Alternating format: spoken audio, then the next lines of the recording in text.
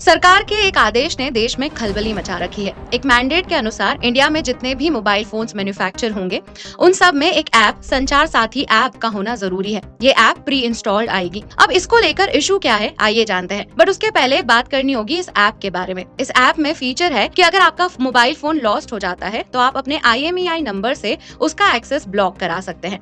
इसके अलावा fraud calls की इन्फॉर्मेशन भी आप इस ऐप में रजिस्टर करा सकते हैं। बेसिकली साइबर सिक्योरिटी इंप्रूव करने के लिए ऐप बनाई गई है। डिपार्टमेंट ऑफ टेलीकम्युनिकेशंस के द्वारा ये ऐप बनाई गई थी। इनिशियली ये वेबसाइट के फॉर्म में थी 2023 में। तो ऐसे सरफेस लेवल पे तो सब कुछ सही लग रहा है। तो एग्जैक्टली इशू क्या है? इशू ये है कि अगर ये app pre build, pre installed हमारे फोन में आती है, मतलब हमें ये अधिकार नहीं है टू डिसाइड कि हमें ये ऐप इंस्टॉल करनी है या नहीं, तो सरकार इसका मिसयूज भी तो कर सकती है। हमारा ब्रीच ऑफ प्राइवेसी भी तो हो सकता है।